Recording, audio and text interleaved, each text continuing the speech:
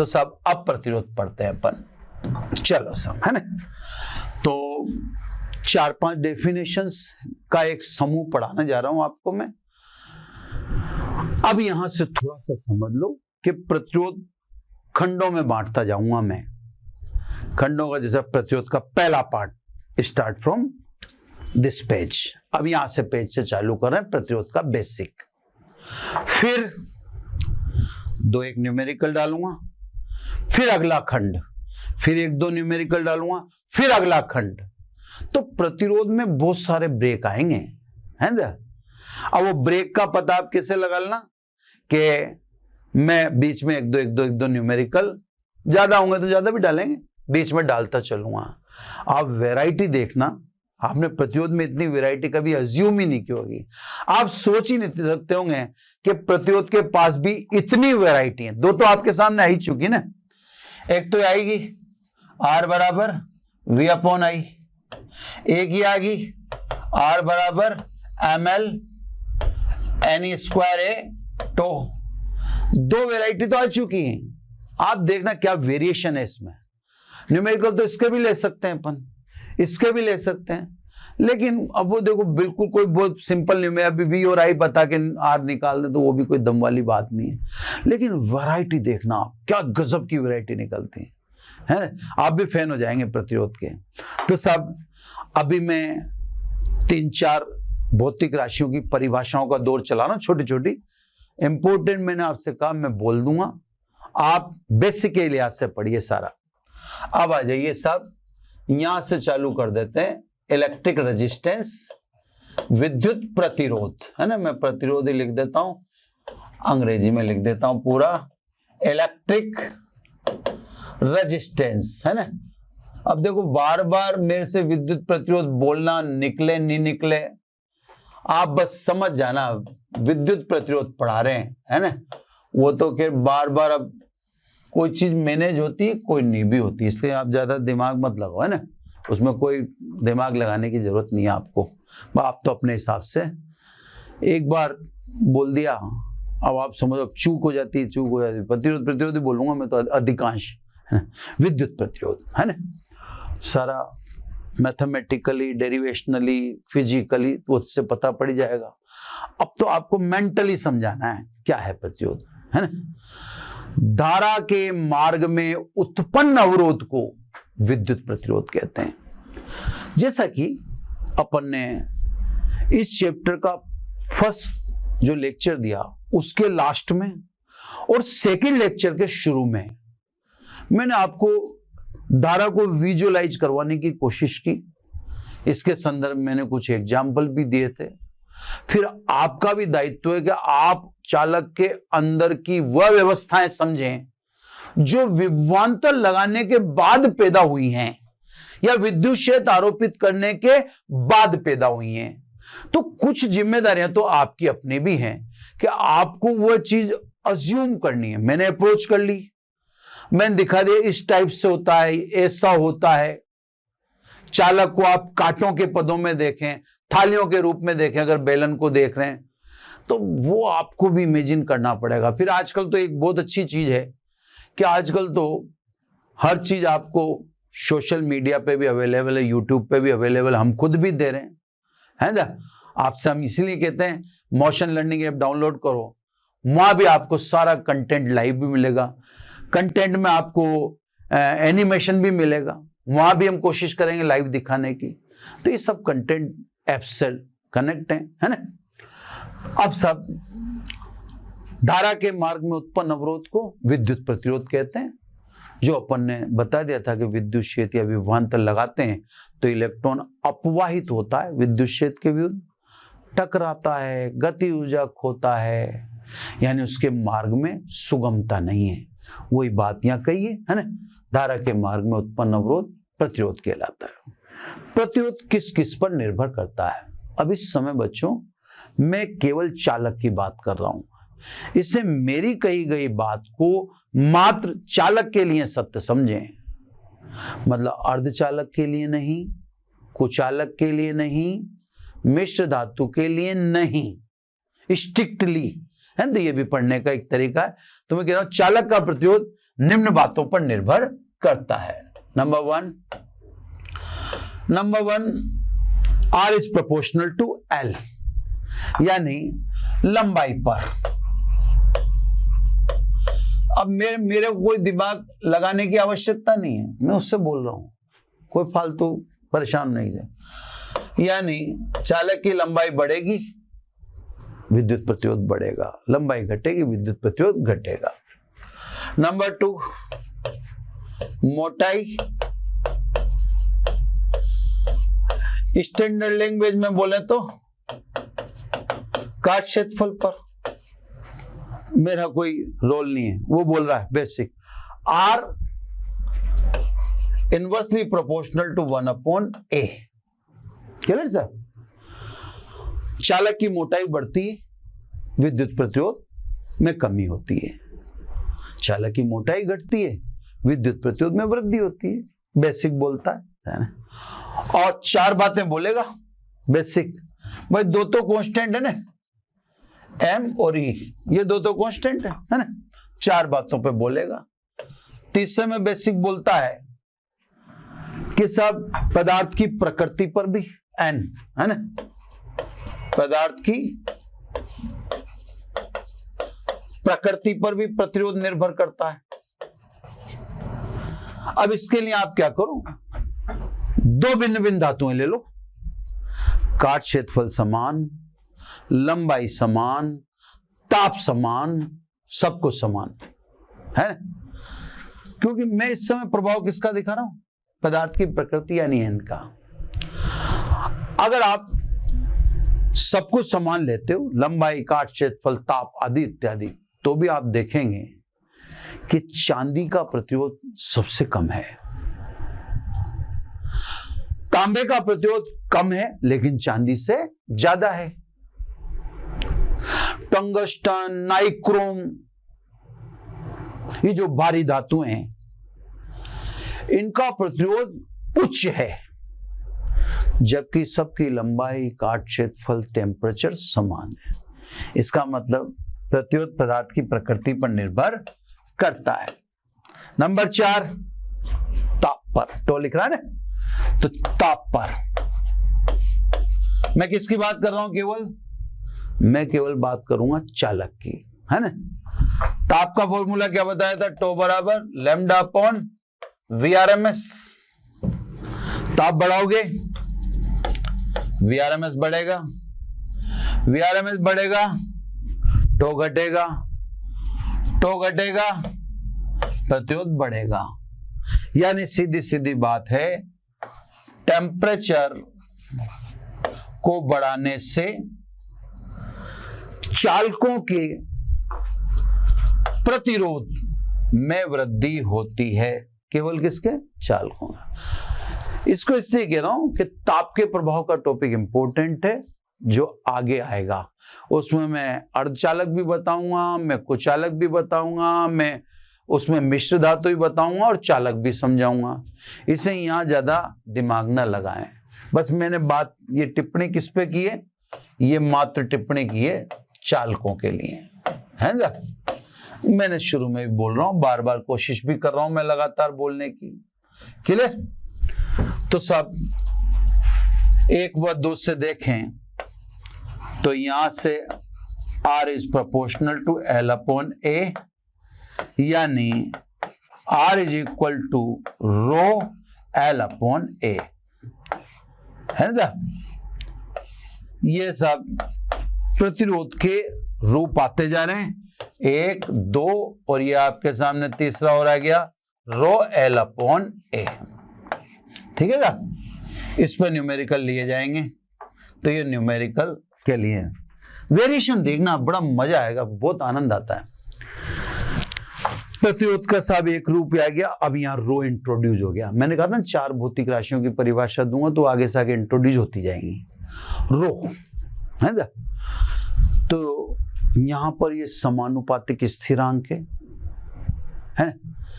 ये पदार्थ का मूलभूत गुण है रो। इसे प्रतिरोधकता या विशिष्ट प्रतिरोध कहते हैं, है ना?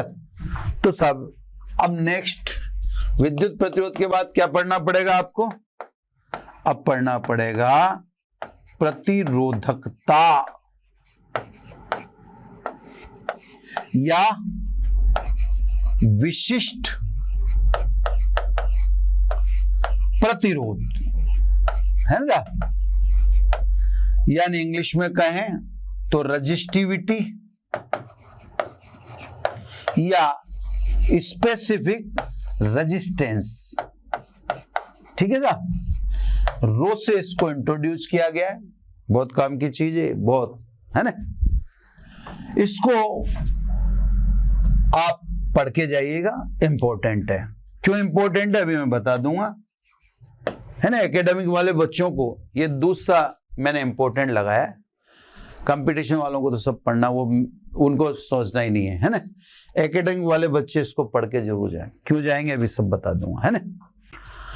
अब आ जाइए सब विशिष्ट प्रतिरोध पर चालू करें। एक में इंट्रोड्यूस हुआ है तो एक से बात चालू करूं, समीकरण एक से, है ना? एक से रो लिखें, रो बराबर आर ए अपॉन एल, है ना? इसको मैं कलर दूसरा लेता हूं ताकि वो येलो में फिर दूसरा कलर अलग से दी जाए। पहले बात करें मात्रक की।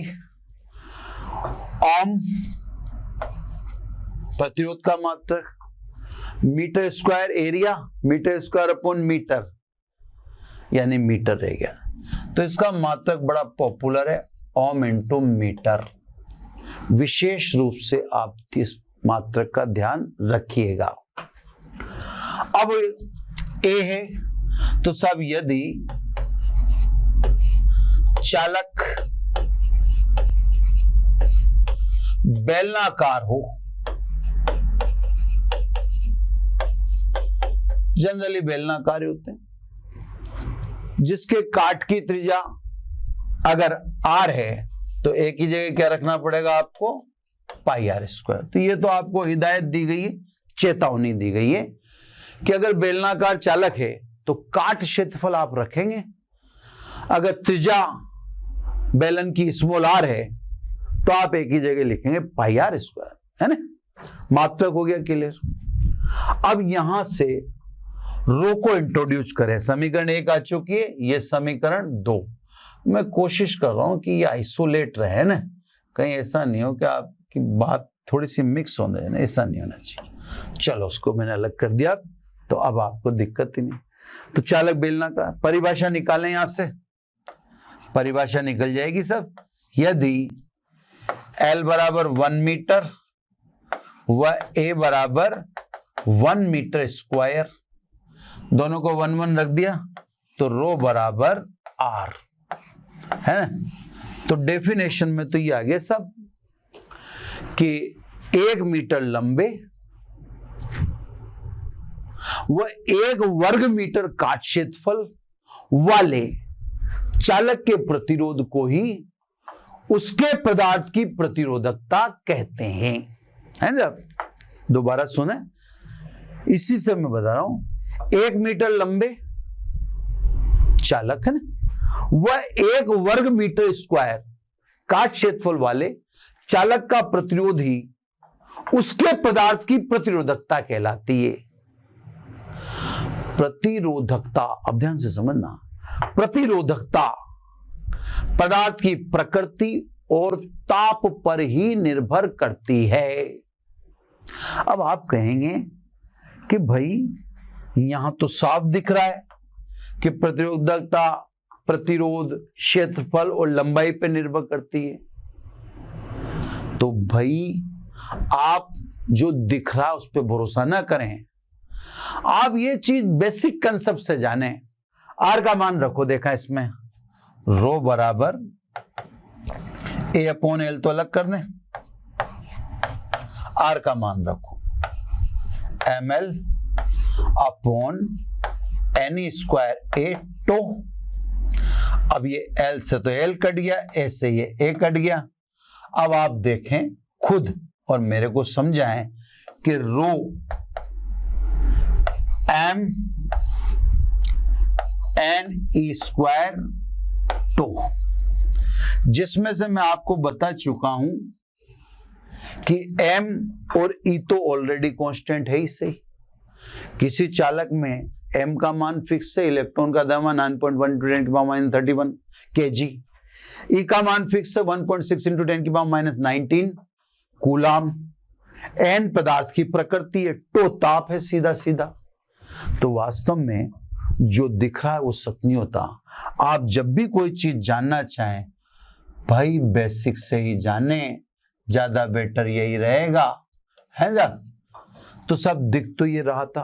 अब इसी वजह से मैंने लिखा कि ये इंपॉर्टेंट है। क्यों लिखा देखो, मैं आपको इस पे सवाल समझाता हूं। एक सवाल तो ये है कि जैसे आपसे कहा जाएगा किसी चालक का काट क्षेत्रफल दुगना, मतलब एक ही जगह 2 है, और लंबाई आधी कर दें तो प्रतिरोधकता कितनी होगी। अब आप क्या करेंगे, आप जैसा कहेगा वैसे करने लग जाएंगे। ये दुगना कर देंगे और इसको आधा कर देंगे।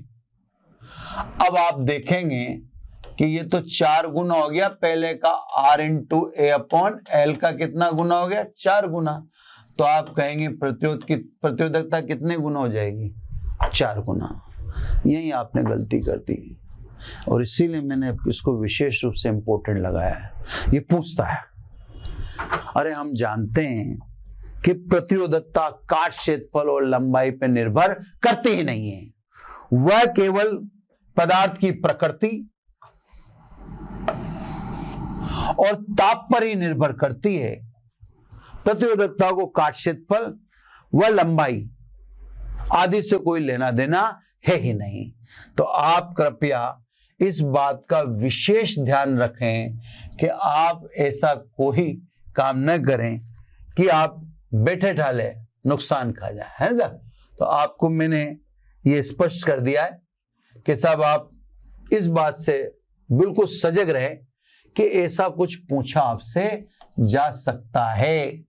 तो ऐसा मैं उसको ब्रैकेट में कर देता हूं ना, ऐसा कुछ आपसे पूछा जा सकता है। तो पूछने का एक तरीका तो ये हुआ कि काट क्षेत्रफल दुगना कर दें, लंबाई आधी कर दें, तो आप कह देंगे प्रतिरोधकता कितने गुना हो जाएगी, 4 गुना। जबकि आपके आंसर क्या होना चाहिए, आपका आंसर होना चाहिए प्रतिरोधकता अपरिवर्तित रहेगी, कांस्टेंट रहेगी, वह काट क्षेत्रफल और लंबाई पर निर्भर नहीं करती है। ये जवाब होना चाहिए आपका।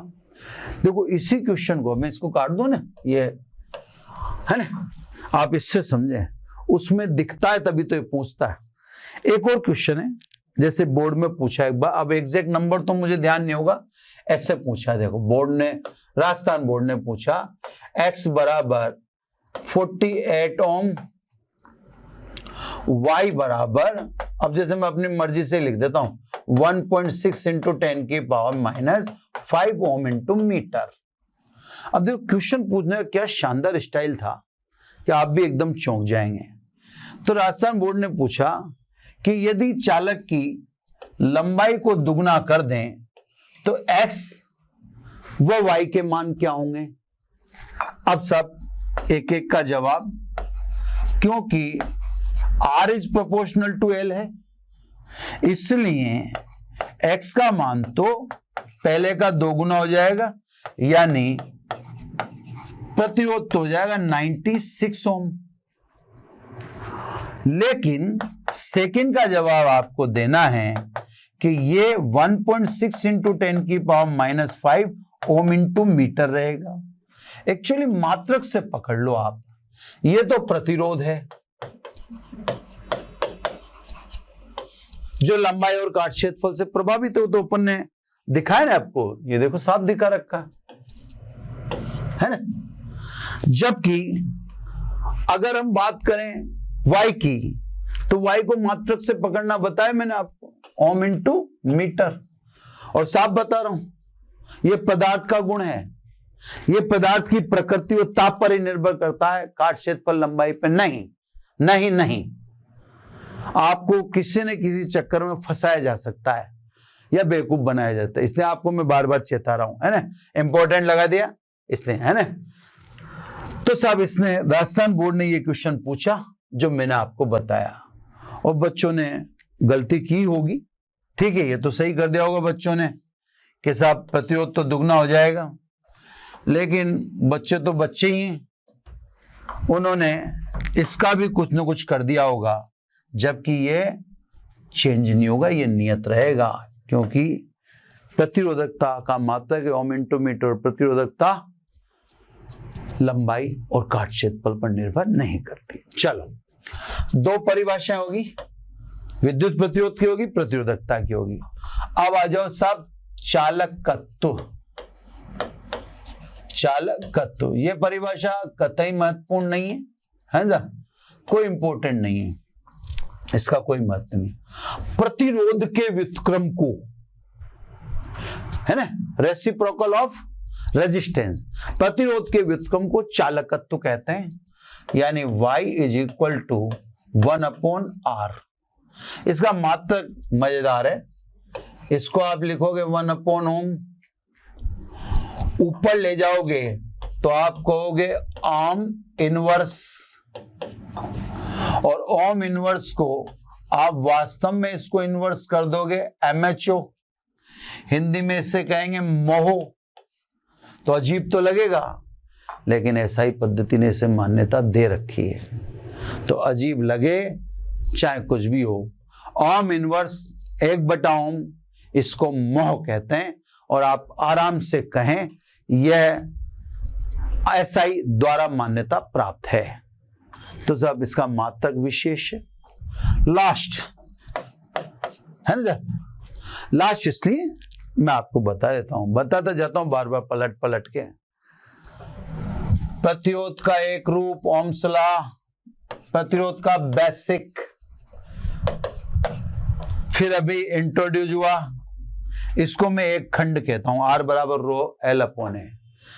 अब लास्ट का मतलब उसके बाद मेरे को कुछ न्यूमेरिकल इसके डालने, 1 2 3 जो भी है, फिर उसके बाद प्रतिरोध से संबंधित अगली बात, अगला पार्ट, फिर 1 2 न्यूमेरिकल डालने, फिर प्रतिरोध से संबंधित अगली बात, फिर 1 2 न्यूमेरिकल डालने। तो प्रतिरोध बहुत लंबा चलने वाला है, मजा भी आएगा, कोई न्यूमेरिकल रिपीट नहीं होगा, सब नए से नए होंगे ना। तो अब लास्ट में कह रहा हूं कि चौथी भौतिक राशि, ये आ जाओ सब चालकता, है ना, चालकता यानी कंडक्टेंस जिसे कहते हैं अपन, कंडक्टेंस, ठीक है, इसको सिग्मा से दर्शाते हैं, सिग्मा के द्वारा इसको रिप्रेजेंट किया जाता है, कंडक्टेंस को, चालकता को, है ना। प्रतिरोधकता के व्युत्क्रम को चालकता कहते हैं, यानी सिग्मा बराबर 1/ρ। अब मात्रक तो आप इसका जानते ही, 1/ओम इंटू मीटर चला गया, ये ना, ओम इनवर्स को आप मोह कह सकते हैं, तो इसका मात्रक क्या होगा, महो ओम इनवर्स, है ना, प्रति मीटर, ठीक है साहब। बेसिक लिखें तो ठीक उसकी नकल कर दें, इसका उल्टा कर दें, m/n² टो, तो वहां उल्टा कर दें, वहां लिख दें आप सिग्मा बराबर n² टो अपॉन m। तो यहां से यह भी क्लियर हो जाता है कि प्रतिरोधकता की भांति चालकता भी पदार्थ की प्रकृति और ताप पर निर्भर करती, उससे कैसा बता देना आपको, कोई उसमें अलग से सोचने की जरूरत ही नहीं है ना। तो सब ये देखो एकेडमिक पॉइंट ऑफ व्यू से काम की नहीं है, इसका इंपॉर्टेंट अपने इसी चैप्टर की वजह से लगा रहा हूं, ये काम आएगी आगे, जहां भी मेरे को प्रतिरोधकता, चालकता या चालक, कुचालक, फलान, जो वहां जब बतानी पड़ेगी, वहां इसका ये शब्द ये बोलने में बहुत काम आएगा मेरे, है ना। कोई चालक है तो उसकी चालकता उच्च है, चालकता उच्च है तो प्रतिरोधकता निम्न है, तो मेरे बोल चाल में चालकता बहुत काम आएगी। तो ये रिलेशन याद रखना, चालकता प्रतिरोधकता के व्युत्क्रम के बराबर है, उसका जस्ट उल्टा है ना, यानी चालकता अधिक है। जैसे चालक, चालक किसे कहते हैं, अब आप उसको हिंदी में समझाने लगो जिसमें इलेक्ट्रॉन के प्रवाह सुगमता से हो, अरे इतना कहाँ फंसते हो आप फोकट में। आप तो सीधा कौन है जिनकी चालकता उच्च अर्थात प्रतिरोधकता नगण्य हो, उन्हें चालक कहते हैं। कुचालक किसे कहते हैं? जिनकी चालकता निम्न यानी नगण्य और प्रतिरोधकता उच्च हो, उन्हें कुचालक कहते हैं। तो कहने का मतलब हमारी परिभाषाओं में, बोलचाल में काम है। बस लास्ट एक छोटा सा मेरे को 4-5 मिनट का बोल लेना है। ओम के नियम का सूक्ष्म रूप है ना, तो सब माइक्रो शेप या कुछ भी कह दो। ओम के नियम का सूक्ष्म रूप है ना,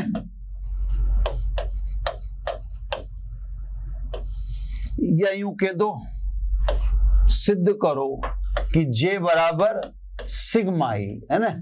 कोई ऐसी तंत्र वाली बात नहीं। अब ये ओम के नियम का सूक्ष्म भाई, सिग्मा बराबर आप रखोगे 1/ρ, ई बराबर रखोगे V/L, J बराबर रखोगे I/, देखो सूक्ष्म रूप क्यों कहते हैं साहब इसे? J बराबर I/L, ρ बराबर 1/ρ, ई बराबर V/L। अब देख लो आप, V/I मतलब R बराबर क्या हो गया? ρL/A। तो साहब इनडायरेक्टली ये ओम का नियम का सूक्ष्म रूप ही है। अब आपको तो कोई दिमाग लगाना ही नहीं, मैंने आपको कह रखा क्योंकि J बराबर I/A। अब आप तो तब तक चलते चलो जब तक ये नहीं आ जाए, है ना। I की वैल्यू रखो, J I बराबर NEA VD/A। मैंने कहा ना आपसे, कोई भी 30% 40% चैप्टर तो आई पे ही चल जाएगा। अब आपको तब तक खोलते रहना जब तक ये नहीं आ जाए, खत्म। ऑटोमेटिक आपके जो बच्चे को सिग्मा आ जाएगा, है ना। ये एक कट गया, VD की वैल्यू रख दो क्योंकि ये नहीं आया ना अभी तक। NE VD की वैल्यू रखो, VD की वैल्यू क्या है? EE टो है ना, EE और ये टो अपॉन M आ गया ही, खत्म। ई को अलग कर दो, NE² टो अपॉन M अलग कर दो इंटू E। अब सब आपको देखने की जरूरत नहीं है, J और E के बीच में जो है वो सिग्मा ही होगा। ये देखो आप, ये देखो, ये रहा NE² टो अपॉन M, ये देखो। तो मैंने आपसे कहा वो बेसिक है धारा का, ये शानदार चीज है। और VD इसमें पुट कर दो, VD और ये दोनों मिलकर तो कमाल कर देते हैं, देख ही रहे हो आप। तो ये क्या सिग्मा है, यानी J बराबर सिग्मा E। आगे सब, क्योंकि ये जो भी अपन ने देख लिया ये सिग्मा के बराबर है। ओम के नियम का सूक्ष्म रूप क्यों कहते हैं? तो वो आपको दिखाई दिया कि उससे ओम का नियम डायरेक्ट फीड हो रहा है, डायरेक्ट मिल ही रहा है उससे, है ना। तो सभी ओम के नियम का सूक्ष्म रूप, और ये परिभाषाओं का एक छोटा सा समूह था। इसमें प्रतिरोध इंट्रोड्यूस हो गया, प्रतिरोध के फॉर्मूले 3 तो आपके सामने डाल दिए गए हैं। अब R बराबर ρL/A, इसके भी आप पर कुछ एक न्यूमेरिकल 3, 4, 5 जो भी वो देख लूंगा मैं तो जो भी रखते हैं कम से कम में काम चलाने की कोशिश करेंगे, साथ साथ चलते जाएंगे, प्रतिरोध के अलग अलग खंड आते जाएंगे। तो बच्चों बस आज इतना ही, अब न्यूमेरिकल वगैरह नेक्स्ट लेक्चर में लेंगे। Thank you very much.